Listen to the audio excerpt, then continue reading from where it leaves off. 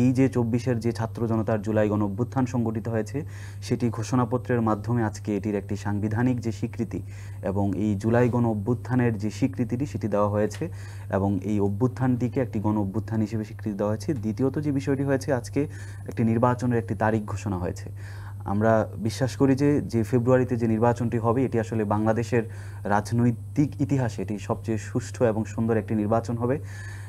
এবং আমরা যেটি দেখছি নির্বাচনকে কেন্দ্র করে বর্তমানে রাজনৈতিক দলগুলোর মধ্যেও এক ধরনের একটি ঐকমত্য বা একটি ফেসিবাদ বিরোধী লড়াইয়ের যে সবাই একত্রিতভাবে যেভাবে লড়াই করেছে সেটির একটি প্রতিফলন এই জায়গায় ঘটেছে। আপনার দল এনসিপি কিন্তু দাবি করেছিল যে বিচারের আগে কিংবা সংস্কারের আগে নির্বাচনের মানে যে নির্বাচন অনুষ্ঠান তারা মেনে নেবে না।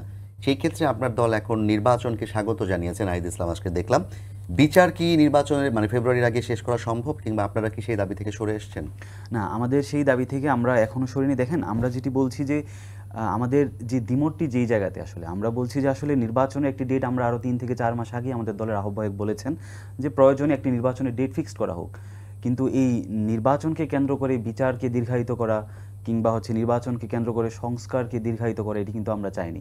আমরা বলেছি যে নির্বাচনের তারিখ একটি ফিক্সড করা হোক, কিন্তু এর পাশাপাশি প্রয়োজনীয় যে বিচার এবং মৌলিক যে সংস্কারের কথা আমরা বারবার বলছি সেগুলো যেন বাস্তবায়িত হয়। যে কারণে আজকে আমরা বলছি যে এই যে জুলাইয়ের যে ঘোষণাপত্র এটির আসলে একটি কন্ট্রাডিক্টরি দিক আমরা যেটি দেখতে পেয়েছি সেটি আসলে দেখা গিয়েছে আমাদের সংস্কার জুলাই সনদ যেটি হয়েছে সেখানে আসলে সবগুলো রাজনৈতিক দলের ঐকমত্যের ভিত্তিতে আমাদের শাসনতান্ত্রিক কাঠামো থেকে শুরু করে নির্বাচনী প্রক্রিয়া থেকে শুরু করে যেই ধরনের সংস্কার প্রক্রিয়া সকল দলগুলো একমত হয়েছে এগুলোর আসলে বাস্তবায়ন প্রক্রিয়াটা কি হবে এই প্রক্রিয়াটা নিয়ে কিন্তু আমাদের এখনও স্ট্রং আমাদের বিরোধিতা রয়েছে। আমরা বারবার বলেছি যে আসলে দেখেন, ঐক্যমত কমিশন থেকে তারা আজকে যেটি বলা হয়েছে যে আজকের ঘোষণাপত্র যেটি এসেছে যে পরবর্তী নির্বাচনে নির্বাচিত সরকারের যেই সংস্কারকৃত যেই সংবিধান সেখানে আসলে আমাদের প্রয়োজনীয় যে জুলাই সনদ বা প্রয়োজনীয় যে সংস্কার সেগুলো কিন্তু আসলে ছেড়ে দেওয়া হচ্ছে পরবর্তী নির্বাচিত সংসদের কাছে।